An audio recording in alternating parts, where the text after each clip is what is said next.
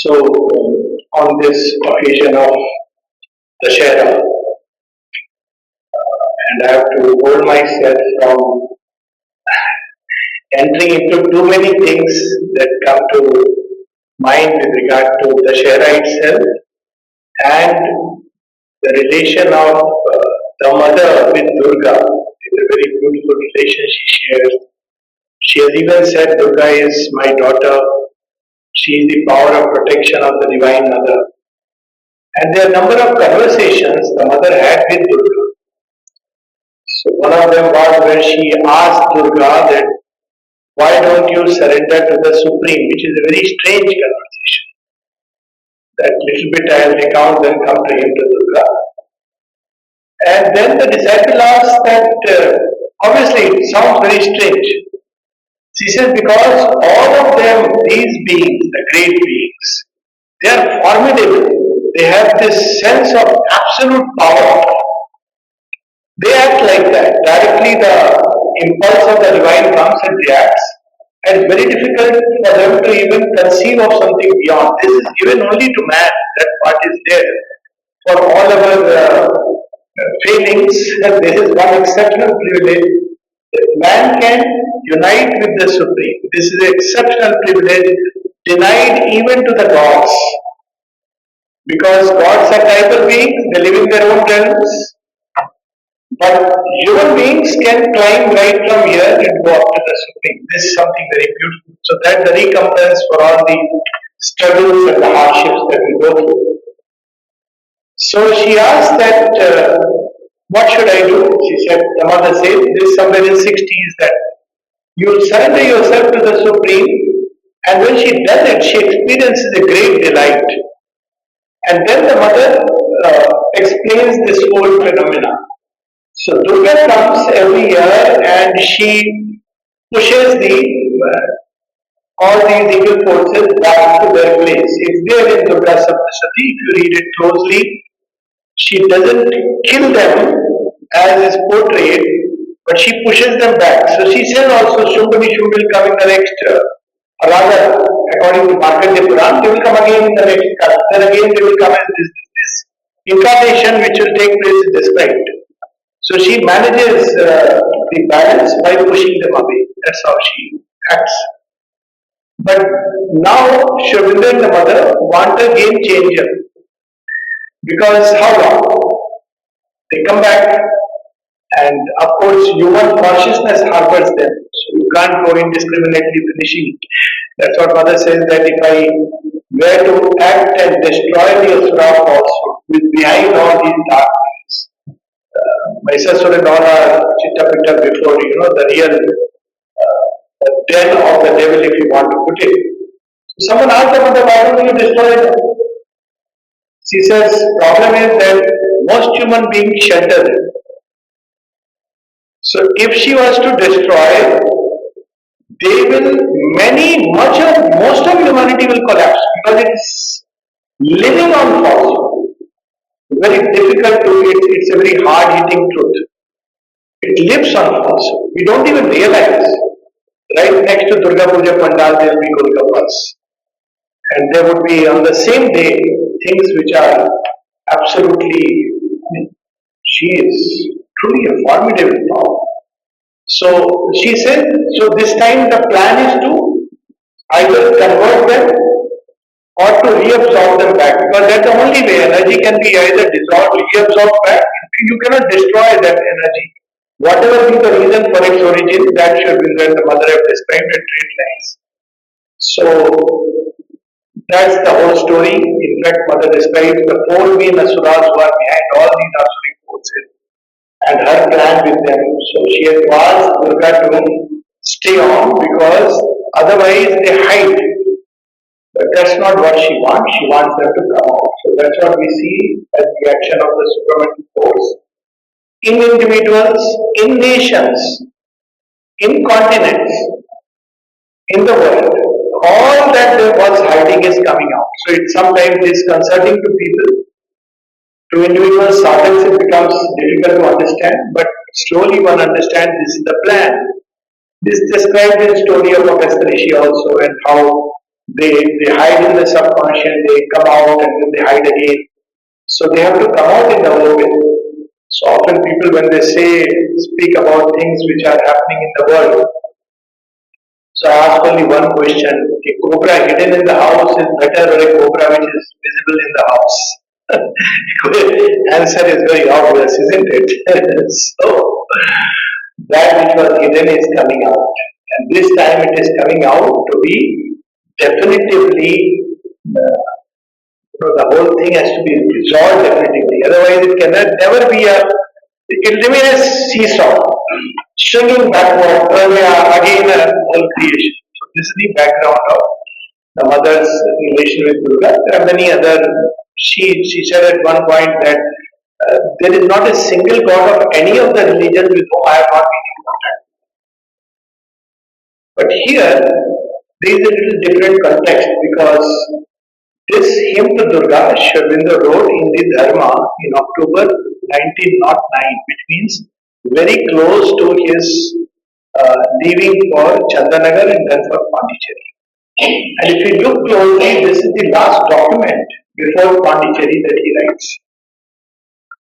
And during that phase, people often ask what was his role in the freedom movement. So, whether we look at Bhavani Bharati or Bhavani Mandir, Shubinda, the shaft is awakening the Shakti in the land because everybody had gone off to sleep with prayer and supplication to the British. And Shobindu says that the reason India fell, and this is important to remind ourselves any number of times, that if we remain a worshipper of the traditional Mokshwadi Dhara and the typical sannyas part, then we can forget about both Sanatan Dharma and the rise of India. That is the reason why it fell. Because instead of worshipping Shakti, we started worshipping Mukti. Mukti in the sense of deliverance, not from ignorance, which is wonderful, not from ego, but deliverance from this world. So we became escapists. So that was the reason why India fell. Once we had this spell of Mayavad in the land, so Shobindu wanted to bring in this element of Shakti. And he says the reason India fell is because we stopped worshipping Shakti and the Shakti abandoned us. This was the background, and so if we look at his writings and his role from 1902 to 1909, Shubindu is awakening the Shakti through the pen, through organizing committees. He organized Anushilan Samiti, which we know later on graduated into RSS, and we know that they had in the beginning 1925. Now the stamp has been released where they have actually the image of Durga from the coin, and the prayer was started that way. So here Shurbindo is invoking Durga as the Shakti of Bharat, because each of these gods have many emanations.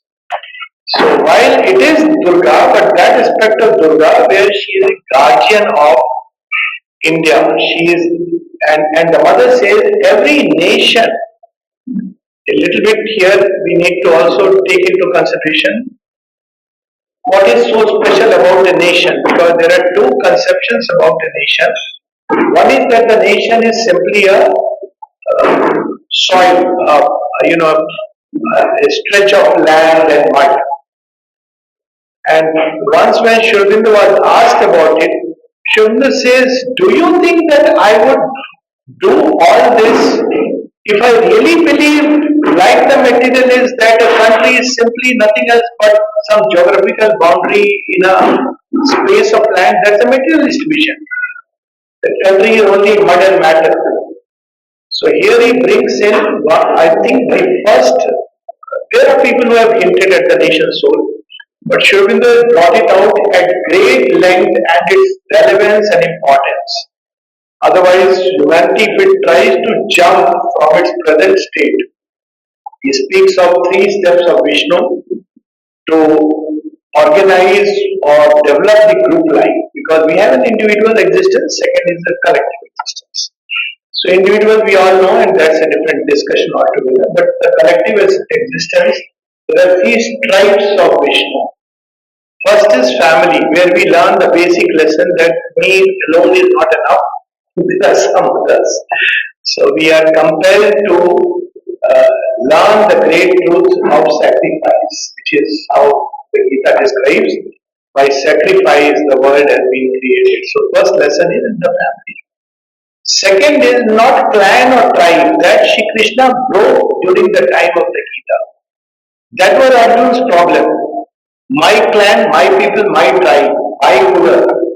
And Shri Krishna very tactically tells him to come out of that.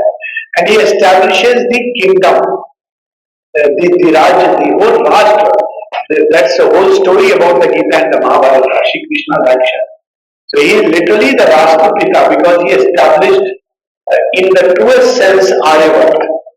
So we have the next step is the nation soul, where one learns that despite the extreme diversity and different challenges, yet we can come together. Now that's a big subject in which a lot of still it's going on, and like the individual, nations also go through cycles of discovery. So just as an individual in the beginning mistakes is vital as his own soul. So we'll see here people say, oh, I feel like this. That's me. But what they mean by this me is nothing but the desired soul.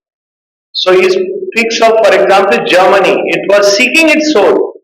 It ended up discovering its vital ego as the soul. The same thing we see happening, see last few almost a decade. This manthan is going on in many nations about who they are as a nation. And it's important because unless we learn to uh, organize ourselves at the level of a nation, how we'll do it, that's a different subject and what should be done. We cannot lead to world unity because the moment mankind tries to do it without the nation unit, you will end up with a world state where one or two countries will have their hegemony or one or two ideologies will run over the world. It's a real danger.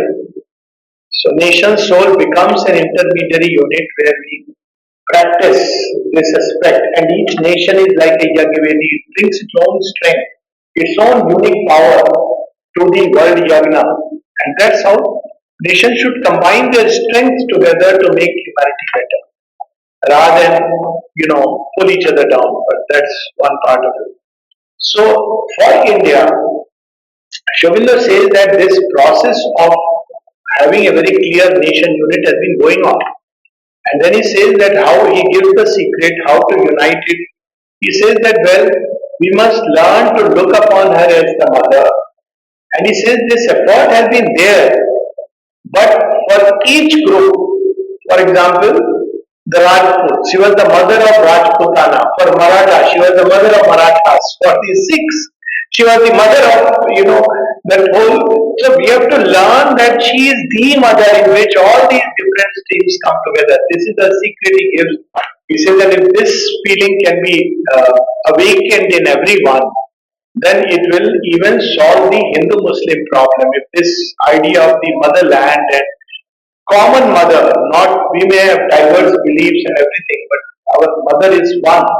So this is how he started this whole movement with the war cry of Vande Mataram. And though the first time this mantra had appeared in Anand Math, but Sri Aurobindo gave it a completely new dimension. He really galvanized the nation with the mantra Vande Mataram. That's how the revolution in 1905 with the partition of Bengal had started.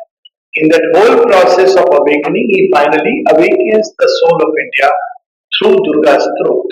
So here, this aspect of Ma Durga, who is the guardian deity of India, and Mother has also confirmed that yes, she guards the Indian borders all around. If you really look at it, I will just certain things are very interesting. They happen if you really look at the map of India and try to make an impressionistic picture. You will end up probably, making her feet touching the waters and her hands and her head and the lion. And the lion on whose feet she is standing in the mother's, map of united India. It's something like Akhand Bharat. Some mother said it's the spiritual map of united India. And it was made after India's liberation. It was made in 1954 because people thought probably she has made it pre-partition. She said, no, no, no, it has been made later on because this is the truth of our. But see the interesting part. Durga ji stands on a lion, and at the tip of this map you see Sri Lanka. Anything is striking? The flag of Sri Lanka. What are they called as? Sinhalese people. Strange. I don't know. I mean, are lions so common in Sri Lanka? Not to my knowledge. Just look at it, how intuition can enter. And every time I see the flag, I said, this is something they have got some hint, some truth from, of this truth of India. It completes the picture of India. Sri Lanka in that is a part. Now she is not saying part means annex and make part. No, not that way. Let's be very clear. It's not about expansionist that China says Taiwan is my part, so I must possess it. She is speaking of forming a confederation of nations, which is what SARC was an effort towards. So this is the secret truth of India, and it will keep on pushing itself for manifestation. That's how she spoke of Pakistan becoming one by breaking into different five parts. That's what she has said. And we can see that happen because this is the secret truth. So in that context, Sri Aurobindo is invoking Mother Durga, that aspect, who guards India. But when he invokes, now it's very easy to invoke a goddess because you have to read some people read a mantra or chant. But are we ready? Repeatedly, Mother says that one of her messages toward the later part, 67, men, countries, continents, the choice is imperative, truth or the abyss. 68, she says, it is the hour of God. 69, are you ready? So, repeatedly, the problem is when people ask, where is the supermind? So, the question is, are we ready?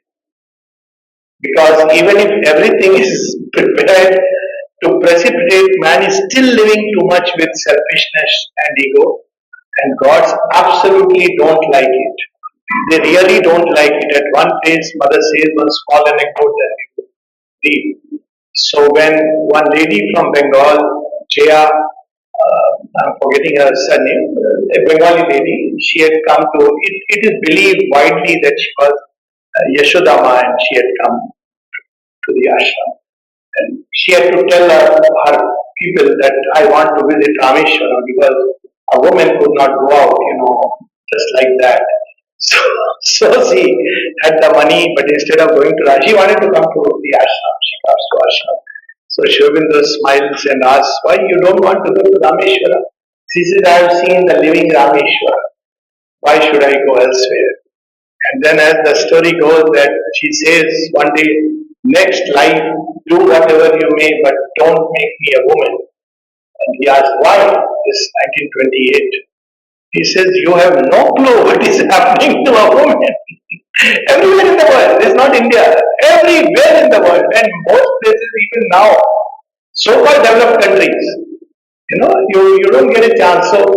So he says, what I have to do to come to you? He smiles and says, don't worry, I'm changing the age. And in the times that are going to come, you don't have to, the women will be so free, so everything will be with them. So he says, he gives assurance, 1928, that I'm changing the time. See, this is how the divine works. He doesn't he says, I'll change the constitution. I'll change the system. That's what you expect. You don't expect him to just release one person, second person, okay, I don't make you a woman. That's not a solution. Worthy of being divine. And we see how true it is. And at that point of time, when she had come initially, she wanted to do puja because of the background. She wanted to do puja of Mother and Sri Aurobindo as Shiva and Durga, Parvati, but in the Durga Sura on Dashera day or Ashtami day. So they agreed generously. So she did all that altar, everything. So very fine. So next year again she asked, Then mother said, do you really think a God likes to be worshipped like this? Then there is a very big conversation. They are much more happy to see a true bhava inside.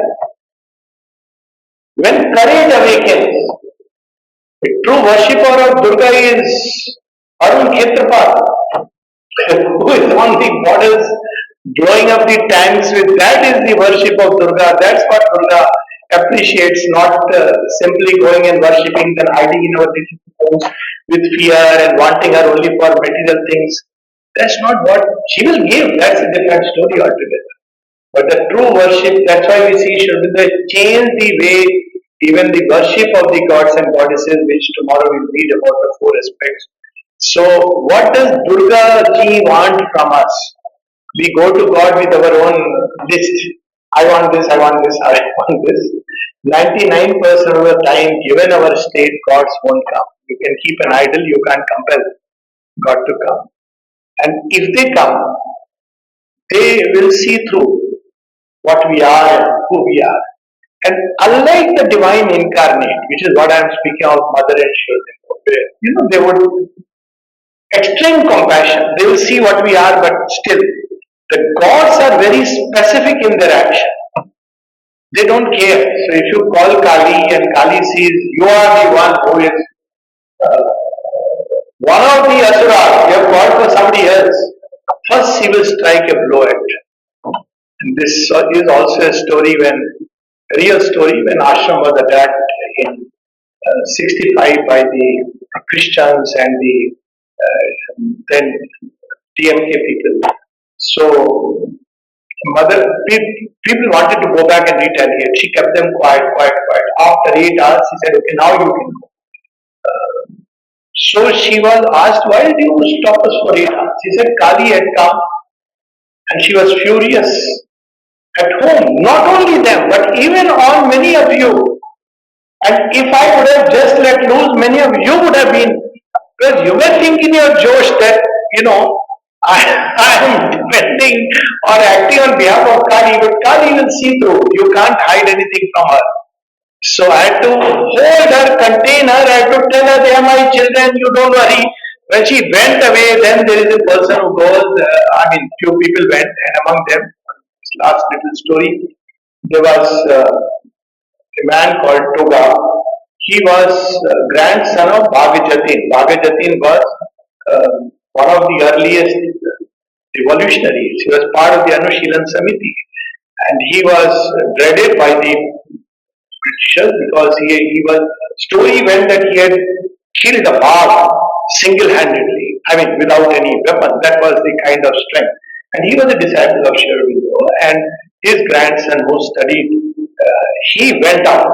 I met him, a very, very nice boy, but very frail. You can't imagine that this man can fight, but actually he went out. That blood of his grandfather. And he went out, but very much he loved justice and truth and too straightforward to a default, and went and fought and he repelled everybody. Finally, he was hit himself, and then he fell down in a nala, became unconscious, but obviously came out. And mother describes is actually Durga came over him. She used him as a living weapon. Nothing could have happened to him. He fell down, but he did what he had to do. So that is the action of Durga. She is not just putting her in a pandal. So that we must, as Indians, understand that the worship of God, what it means to invoke her. So this is the background. The hymn was originally written in Bengali and translated by Nalini Da in English. The translation was shown to Sri Aurobindo, who revised the first stanza extensively. It underwent revision. So what we are really reading is not the exact translation word by word of the Bengali. It is the English version, and which is unnatural because Sri Aurobindo never believed in a literal translation. And this is with approval of Sri Aurobindo, with his blessings and approval. So what we are going to read is the English translation of hymn to Durga, and mother says something very beautiful, so we should probably just a few minutes spend in quietude remembering this. for those who love India and wish to work for a greatness. This is a bhav that should be, not just a mechanical. That's why I felt that we should read it. Let's do it with all the bhav in our heart.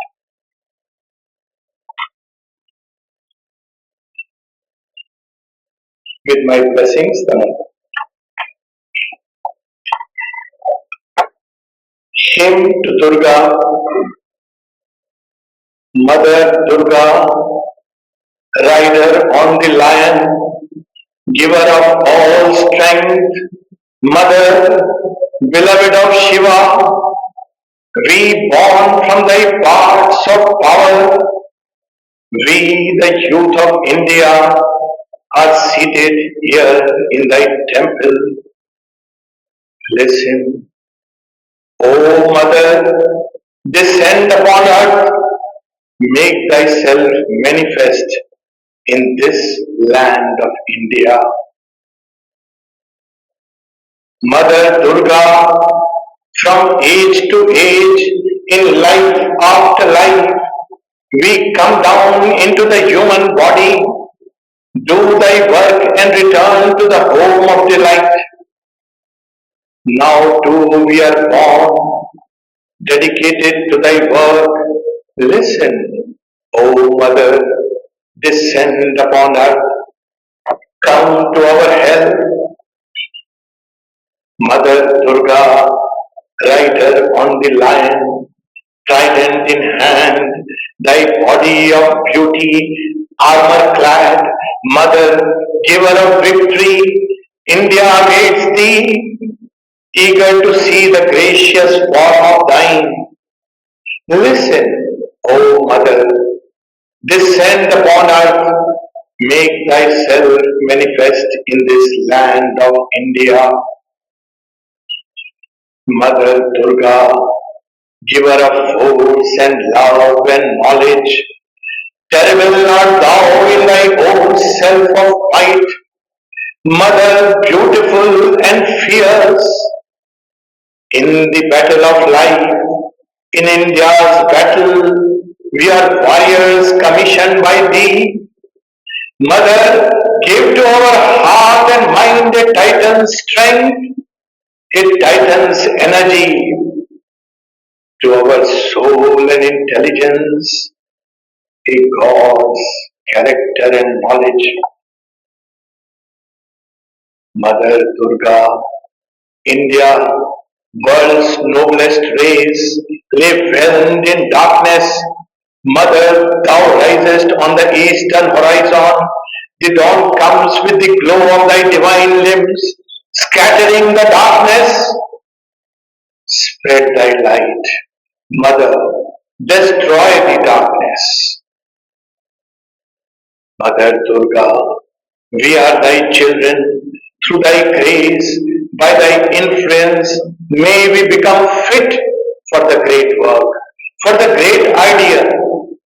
Mother, destroy our smallness, our selfishness, our fear. Mother Durga, thou art Kali, naked, garlanded with human heads, sword in hand, thou slayest the Asura. Goddess, do thou slay with thy pitiless cry the enemies who dwell within us. May none remain alive there, not one. May we become pure and spotless. This is our prayer. O Mother, make thyself manifest. Mother Durga, India lies low in selfishness and fearfulness and littleness. Make us great, make our efforts great, our hearts vast, make us true to our resolve. May we no longer desire the small void of energy given to laziness, stricken with fear. Mother Durga, extend wide the power of yoga. We are thy Aryan children. Develop in us again the lost teaching, character, strength of intelligence, faith and devotion, force of austerity, power of chastity, and true knowledge. Bestow all that upon the world to help mankind appear. O Mother of the world, dispel all ills. Mother Durga, slay the enemy within, then root out all obstacles outside. May the noble, heroic, mighty Indian race, supreme in love and unity, truth and strength, arts and letters, force and knowledge, ever dwell in its holy woodlands, its fertile fields, under its sky-scraping hills, along the banks of its pure streaming river. This is our prayer at the feet of the Mother. Make thyself manifest. Mother Durga, enter our bodies in thy yogic strength. We shall become thy instruments, thy sword slaying all evil, thy lamp dispelling all ignorance. Fulfill this yearning of thy young children, O Mother. Be the master and drive thy instrument. Wield thy sword and slay the evil. Hold up the lamp and spread the light of knowledge. Make thyself manifest. Mother Durga, when we possess thee, we shall no longer cast thee away. We shall bind thee to us with the tie of love and devotion. Come, Mother, manifest thyself in our mind and life and body. Come, revealer of the hero path. We shall no longer cast thee away. May our entire life become a ceaseless worship of the Mother. All our acts a continuous service to the Mother, full of love, full of energy. This is our prayer. O Mother, descend upon earth. Make thyself manifest in this land of India.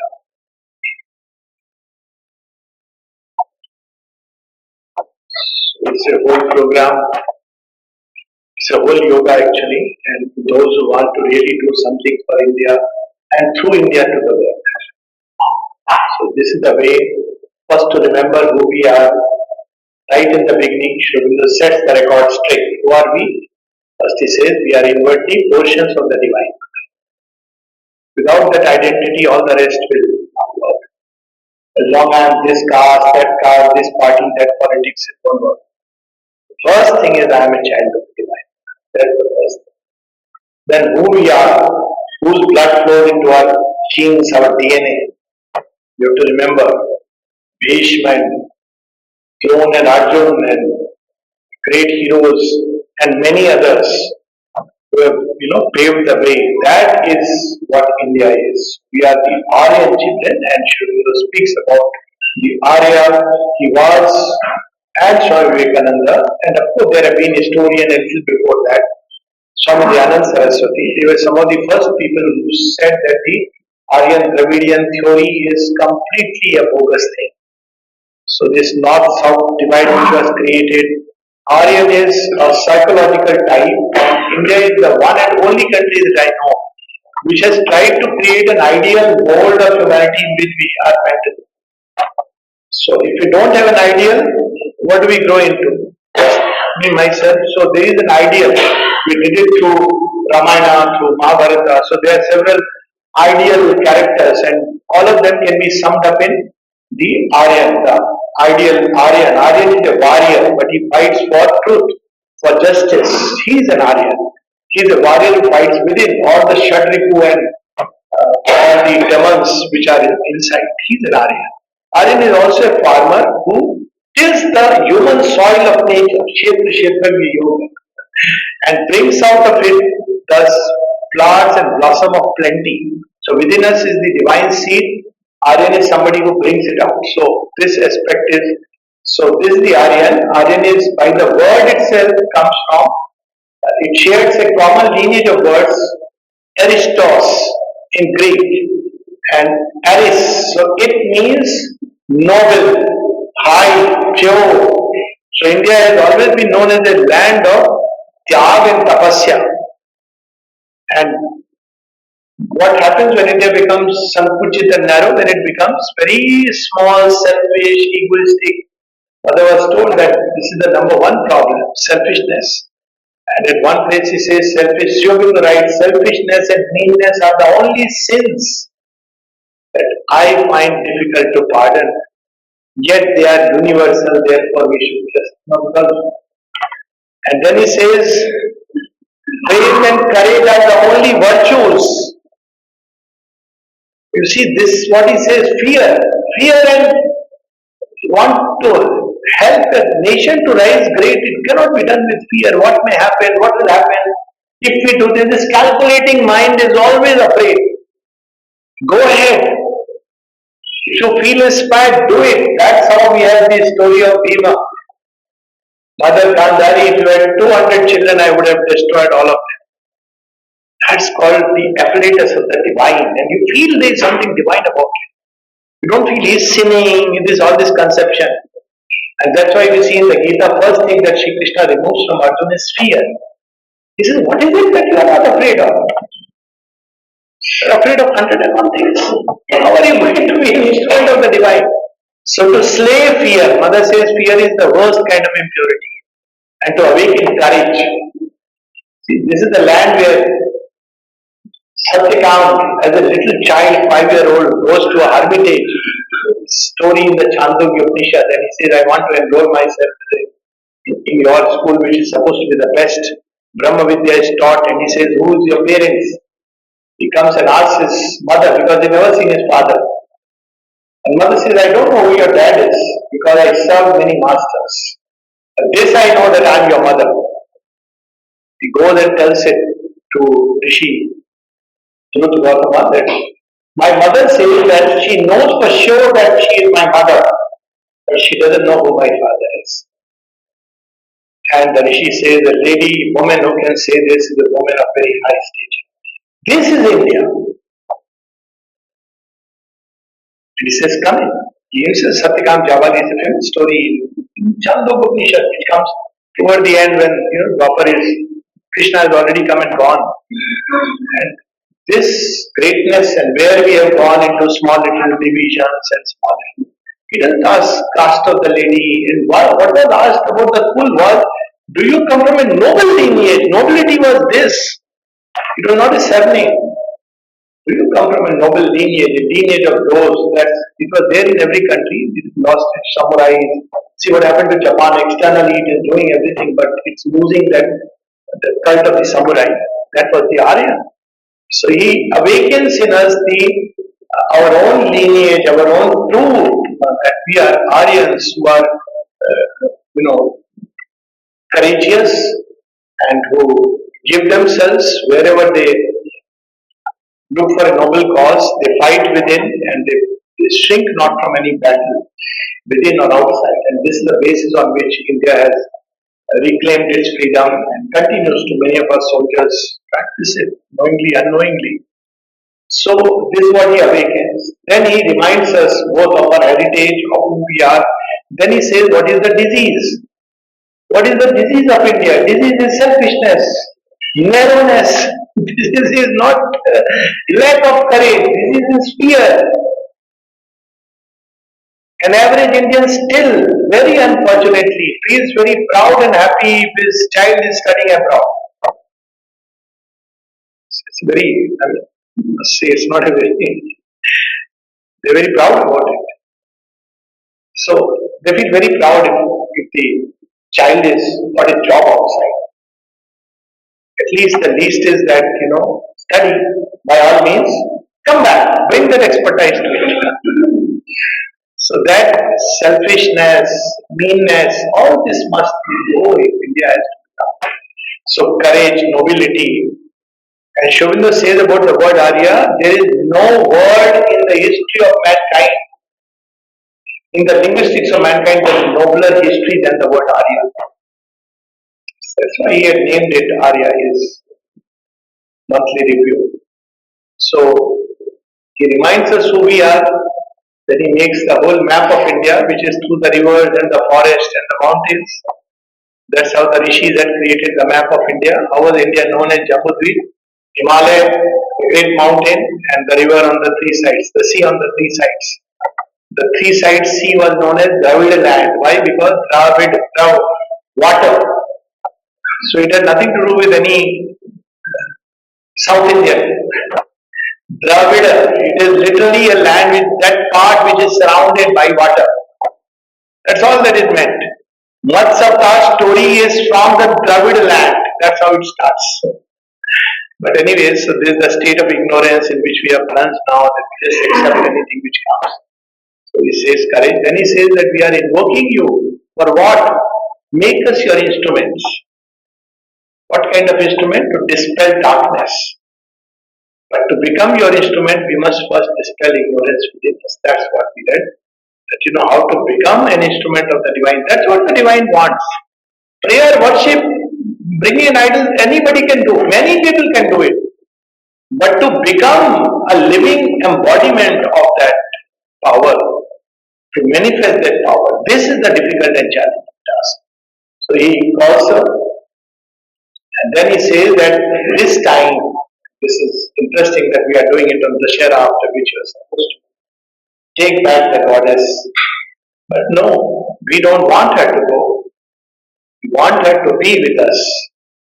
But to keep her, we need faith and devotion. And then he says finally, what is the puja of the Divine Mother? He uses the word hero path. So hero path is the path given to man. There are three kinds of paths, straight from the Tantra. One is the Pashu, like the animal. So we have Pashupati as the dog, so animal type. So not much is expected when we worship the Lord as a Pashu Bhavs. Pashu Bhav is something which doesn't care about what one is doing, somehow one does mechanically does the puja rituals, and that's the Pashu Bhav. And then there is the highest, which is Deva Bhav, the Dev Koti, purely from within you are doing it.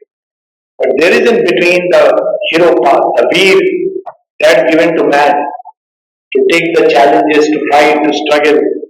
So he uses the word, yes, revealer of the hero path. She is the one who leads those who are ready for the hero path.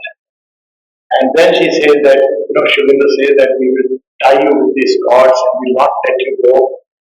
You will be with us, manifest in this land. So this is the last part we read. And he speaks about even asking Mother Durga to enter into our bodies in thy yogic strength, to make even the body a receptacle and vessel of Durga, the guardian power of India. When Mother was asked how to help India, she said, love, find your psychic being, love India with your soul, and you will help her. So, yogic strength speaks of becoming an instrument, and the last part will read, come, revealer of the hero path, we shall no longer cast thee away. May our entire life become a ceaseless worship of God.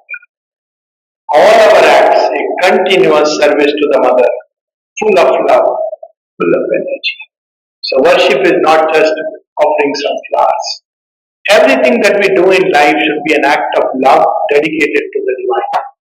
Should become a ceaseless worship, and all our acts a continuous service by dedication to the Divine Mother. And naturally, when we do it with care, with love, with all that it's Mother's work one is engaged in doing. Be it cooking a meal, be it speaking, be it playing a game or practicing medicine, whatever we are doing, playing the cello, whatever. Everything should become a worship and service of God. So this is the Thank you. Such a beautiful thing on Vijayadashmi day. It was strange of circumstances sitting in Hastinapur. I mean, I am not using Gurugram and Delhi. Hastinapur will include it to read this. Such a delight. The word Asur is a very misunderstood term now. It's mixed up for all kinds of things. But originally, Sur and Asur, they were two sides of the one divine reality. It comes in Savitri also.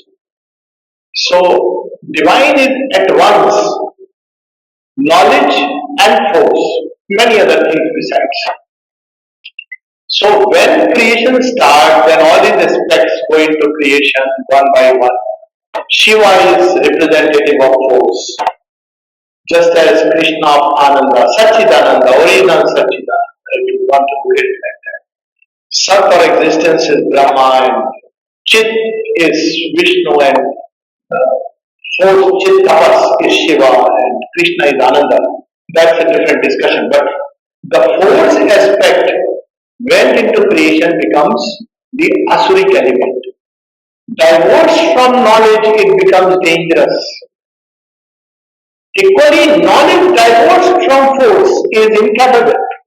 So this comes in several other places. For example, in the Samudra Manthan story. So Brahaspati Guru knows, Lord Vishnu himself. He says, look here, you need to chant the ocean. So they say, okay, we'll do it. He says, you cannot do it alone. You have to take the help of the titans. So it looks very strange what's lacking in the gods.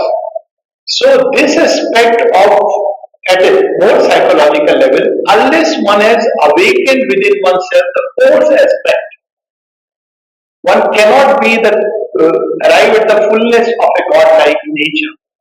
And there is an aphorism of Sri Aurobindo where he speaks about admire also the titan.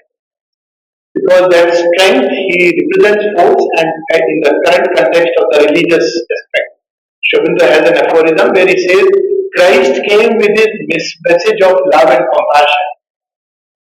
And Muhammad came with force because it was necessary to understand that love alone is not sufficient. But equally, force alone is not sufficient. And when he speaks of the future where both these will be combined and integrated with knowledge. So Muhammad represented that force. If you look at that whole thing, and I have a whole talk on this, that how, why they still feel something towards Shiva. They have this strange tendency. Some of the Malayalas will also speak about Shiva. There is a whole story about whether Mecca is, Shiva, because they have come from that. And these are the people who are very destructive and force does that.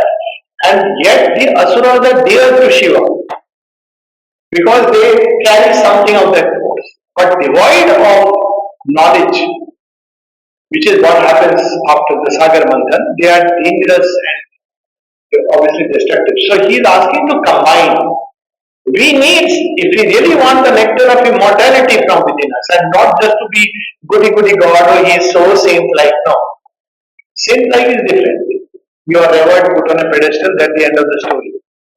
But to be really mother's instrument, one has to have both knowledge and strength. And at one place he says also a converted Asura, because he has fallen from that aspect. He is much more useful to me than an innocent angel. Because your capacity to effectuate will be much less. And that's why in yoga, and that's why Sri Aurobindo says that man has to face severe struggles and challenges, because otherwise he will forget that there is this aspect of force.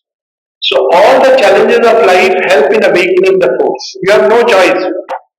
At that point of time, you just can't. And divine, you will pray to divine and you are helplessly, he will still not intervene till something in you awakes. Because that's the whole purpose. That there is an aphorism like that.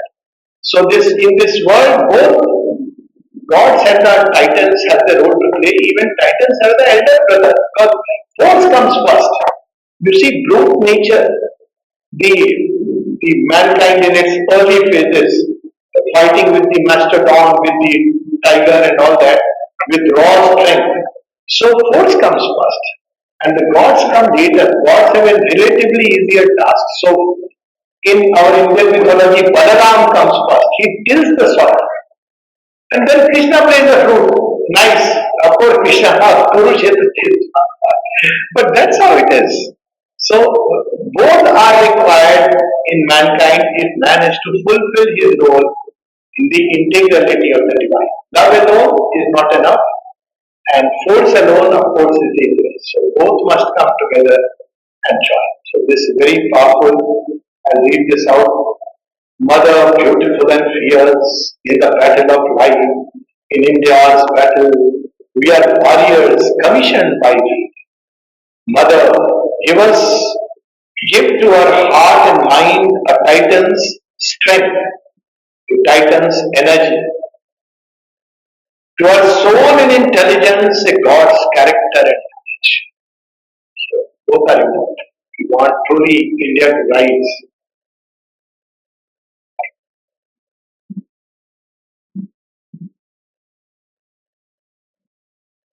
Today's second of all, this is what happened. When we denied force, I spoke of only restraining. India fell. Very categorically, Mother and Shri speak about it. Shakti is important. All forms of Shakti should create. Good question. So I got it. That's the sentiment which all of us work with. And this is what I answered in the beginning. Why? So supposing I'll take a simple example that I say that I don't care so much. I will take care of the world. Nowadays, many ideologies are like that. So what happens? Now, a nation unit is the step. It's like asking a child who is in kindergarten or primary class to straight away go into the play school. Man has to first learn to handle the diversity within the nation unit, and each nation has its own unique strength. It's like the brain has to perform the function of the brain, the heart has to perform the function of the heart. And while the energy that we take in through food and breath goes to every organ, yet each organ has a special function to fulfill. So first thing is that the nation's own energy, it's not antagonized. See, the mind thinks either or, that if I love my country, I don't love the world. No. On the contrary, if I love my country truly, I'll do the best good to the world. I'll take a few more examples. That supposing I have a natural flair for, let's say, medicine or well, painting or music or whatever. Now people have this idea that you serve the country only if you are on the battlefield. It's not true. If I express my own truth in the best possible way, it's my contribution to the world and it will happen through that which I am capable of. So India is capable of giving something to the world which nowhere else you find. And this is something which all of us know. I know by direct experience of traveling to all the continents that what you find in India, that spiritual aspect, is missing elsewhere. I'll come to that last aspect of the question whether people will accept it or not. So India must fulfill its mission in our own way. We shouldn't become like Japan or a westernized nation. This is what will happen. If supposing we ignore the nation unit, that why India, why not the whole world, then this whole world will become either an American hegemony or will become a communist country. Because then it will be a question of any ideology or maybe Islamic even worse. Because then there is nothing like a national identity. It's just one idea. So in nation we learn the lesson of unity in diversity. It's a very challenging thing, but in a very small unit. Like in a family we learn that people may be different, brothers, still we live like brothers. So at a larger context we hear about the nation. Now the question is whether people will like it or not. That answer is very, very simple. One should never act based on what people will like or not like. One should act on what is true. For sure, Bindo, and for many of us, Durga is a living goddess. Should I deny that because somebody may say, oh, no, Durga is a religious symbol? Fine. See, can you imagine why this is something which I often ask people? We speak of, I love to be frank in conversations. Islam ruled the world and this, that, despite being brutal, despite all the things that they do. Why? Because at least they did what they believed in.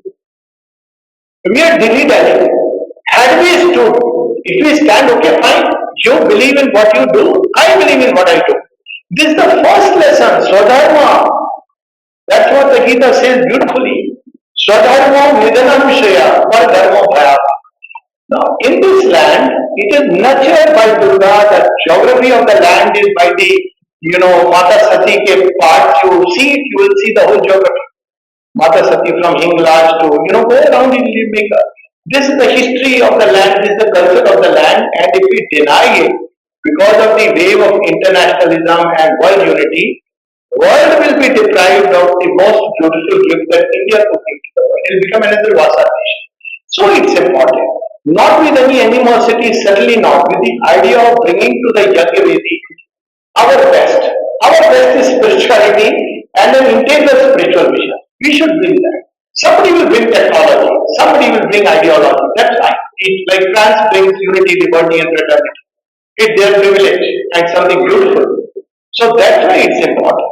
Otherwise, if we now again people who don't like, I also advocate personally that Ramayana should be taught in Indian schools.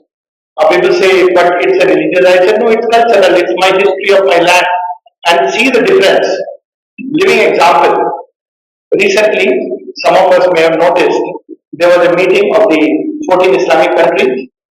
Has anybody noted something very interesting?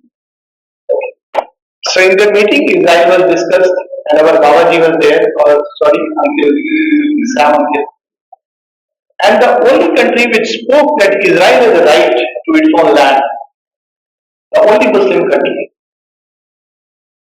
Indonesia, majority Muslims, and the the president has the prime minister.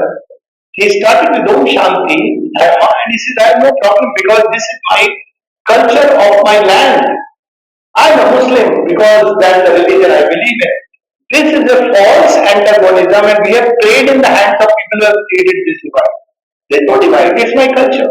In Pakistan, if you teach people that look here, you have a Vedic past, but fine, you can be a Muslim. But tomorrow, if a new religion comes, for example, if I am a devotee of Sri Aurobindo, doesn't mean I deny everybody else the right to be what they are, even if they have a right to be a theist.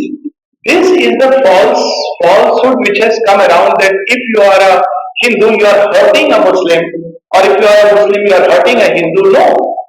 In this land, it's a land which has been built by the Tyag and Tapasya of Rama and Krishna, and these are our past. We cannot deny it. We should learn about it. Then we can say, okay, this much I want to keep, I don't want to keep that much. But by doing it, we have done a great gesture. Under the same spell that we will hurt somebody may not accept it. Fine. There is no idea in this world which everybody will accept. Yet the idea prevails. Look at Napoleon Bonaparte's life, French Revolution. they had the whole thing to overthrow the king, and the king and the queen died. They thought they won the revolution. Strange part is, after 10 years, an emperor springs up. Emperor Napoleon Bonaparte. And strangely still, he is the one who seeds whole of Europe with the idea of freedom, equality, and fraternity. Strange. Same thing happened during the time of Augustus Caesar. So if we look at history, you see there is an idea which comes, it meets with resistance. But if it is true, it must be spoken. Doesn't matter. Let people feel bad, good, that's their prerogative. Everybody has a right to feel the way they do. But we in India have restrained ourselves from speaking out, because we automatically take a challenge or that's one issue. Doesn't matter. Yes. So if I have to start with very simply, knowledge is something which is difficult, the mind's interest. The interesting part is that we all know the mind may know something, but the will doesn't. The spirit the spirit is ready, but the flesh is unwilling. So that will belongs to the force. That's why in Tantra you have so much about will. Vedanta you have about knowledge. So there is the knowledge which where you know the principles of existence, you know the truth of things. But to manifest that truth, you need force. And that's where the will has to be. I may know that speaking truth is wonderful, but yet every time there is an opportunity that comes, I end up speaking a lie because of lack of force. Now this force may take the form of courage, its absence in the form of fear, but primarily is the function of the will. So will in man is the what represents the force. And whereas the mind in man represents knowledge. But these two alone, they may conquer the world, but what will be the life? It will lack delight.